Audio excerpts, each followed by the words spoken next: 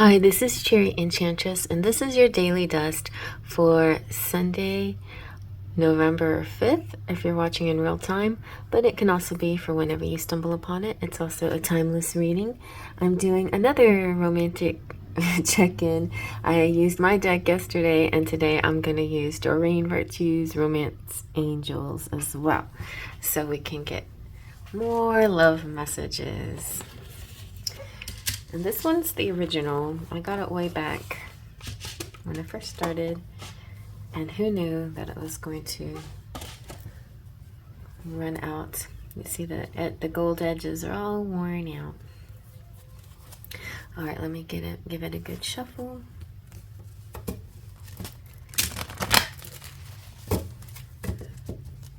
One more time. And then we'll get a 3-card collective message. We have love yourself first. Your self-respect makes you more romantically attractive.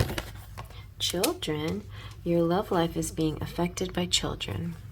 And flirt. Extend your lighthearted energy to others. So in my deck, I kind of I don't know why, but I kind of get annoyed by the flirt energy.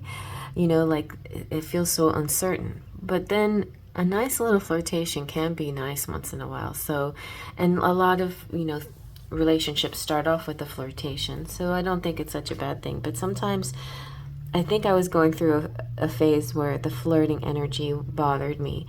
So be aware too, if you're flirting or somebody's flirting with you, that flirting is the way to get to know somebody, to feel them out, to see if there's connectivity, to see if there's something going on there. And it's with the intention of hoping that something can come of it.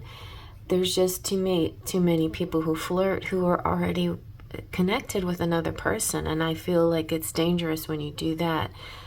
When you already have an established relationship and then you flirt anyway, that is a no-no to me, because especially if you're a man flirting with a girl, because girls take flirting, I think, a little bit more seriously. Girls think that this might lead to something. It could be the other way around too, as well. I mean, I'm saying that there's plenty of girls who can mislead a guy, too. And sometimes guys mistake just friendliness also as flirting. So there's a lot to this, but but just remember, be mindful of your intentions and the flirting thing, and be mindful of the other person's intentions as well. Okay? All right, I'm going to center this nicely, and I'm going to read from the book just because Doreen has some, she has an extended message for each of these cards, and I don't think very many people know the extended messages. So love yourself first. Your self-respect makes you more romantically attractive. If you desire more romance, first look at yourself in a caring and non-critical way, of course. The more you love who you are, the greater your capacity to feel loved by others. I like that she says this already, because it's something that I've been saying a lot recently. It's you have your ego self, and then you have this higher self that looks at your ego. And, don't judge, you're not judging, you're not criticizing, you're giving yourself some loving acceptance. Just love yourself for who you are, and that you're human, and that you have all these thoughts in your head. All right? And so don't judge that. Or no!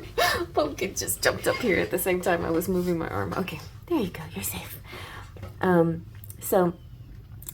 So this means trusting yourself to take good care of you, and it may entail becoming more assertive. Don't worry, you can still be very lovable while affirming your boundaries. Perhaps this means spending some time alone instead of in a relationship. And during this period, you can delve into introspection to understand the patterns of your love life. Ultimately, you can take responsibility for attracting and agreeing to every relationship you've had. To heal your heart, find the blessing and lessons you've gained from each one.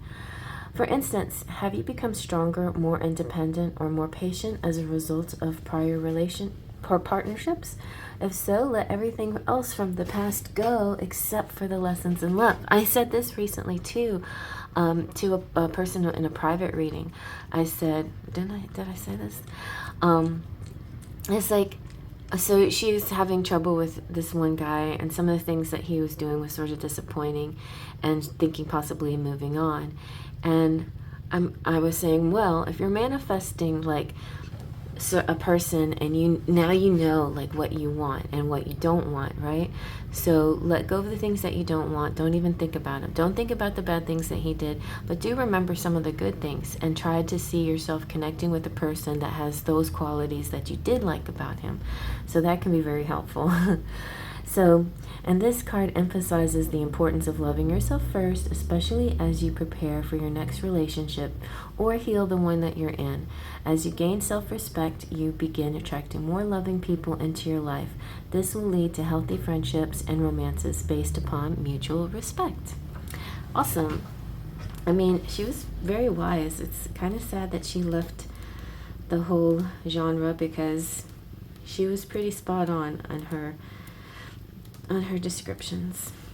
All right, and so the children, your love life is being affected by children. The romance angels sent you this card because children are a significant factor in your love life. Either you want them, or you or your partner have kids who are influencing your love life. This is a factor to consider when you desire to improve your romantic future. The angels honor and support all expressions of love, and they're willing and able to help you with issues concerning children. And also, you know, children of any age, right? You're always going to be a parent no matter what age your child is. In addition, this card can also signify that your or your partner's inner child is affecting your relationship. This may mean there's a need for playfulness or lighthearted spirit, or it could signal that it's time to heal a childhood emotional wound. The loving nature of your inner child and children in general is supportive of healing work, especially when its intention is to bring in more love. And I say this a lot too when this children card comes out. Oftentimes this is like healing the childhood wound, and that's a big one when you're dealing with a connection with somebody, especially if the love is very strong. It brings up, even a really beautiful love can bring up, especially beautiful love can bring up wounds that. And maybe that's the purpose of this love, is to help heal those wounds. So it's a good thing. But also I feel like as that happens, try your best to keep it lighthearted and be more playful and have more fun, and try not to take things so seriously, because that's good for you too. Find ways to play and have fun. And so FLIRT is saying extend your lighthearted energy to others. The romance angels guide you to initiate romance with flirtatiousness, which entails smiling with your eyes as you connect with others. It doesn't necessarily involve sexuality, although it can. Flirting is playful in nature, and playfulness is the heart of romance. If you're in a relationship, flirting with your partner can revive passion. If you're single, this activity can attract new friendships as well as love relationship. But I would say if you're in a relationship, don't flirt with other people. That is just my opinion. I just feel that way. I feel it's not outright betrayal, but it's, I feel like it's between you and your person. Let's say you have an agreement that y'all are allowed to flirt with people because it's fun. Well, that's okay. If it's between you and your partner and you've decided that you can flirt with other people and because it's fun, that's okay. But the people you're flirting with may not understand, what's going on. So you may want to say, I'm just like a really overly friendly and flirtatious person. Just don't take it to mean anything. That's the way I am. You might want to say that ahead of time before you do these kinds of things, because people really misconstrue this sometimes. Anywho, drawing this card can simply mean that making more eye contact with others will help you connect with people. This is especially true if you smile and say hello more often. Everyone you meet is a potential friend, and studies show that most people are introduced to their mates through mutual acquaintances. Therefore, form new friendships both as a way of meeting a new partner and to increase your enjoyment of life. This is a very interesting aspect of this that I didn't really think of, but it has been coming out in the cards that somebody is going to meet through friends, you know, and friends is a very natural way. And sometimes you're like, well, I don't even have any friends, but then you make friends, and then through friends you make more friends, etc., etc. Or you just join groups, or you know, maybe you didn't have a particular group of friends before, and now things are changing. You have a new job, or you're going to school, or you've started some kind of hobby or some kind of thing, and suddenly you're in a group of people, and that expands things for you. And so that's kind of how I think this is going to happen for those of you who are single. But if you're married, or if you have a boyfriend or girlfriend, or you know, connected with somebody, try and see what happens when you give them really longing looks with a little sexy smile, especially during Scorpio season. I mean, don't do anything at all, don't say anything at all, just really like connect with your eyes. And then maybe, you know, go from there and do some kind of like just a little touch. Now, I have read that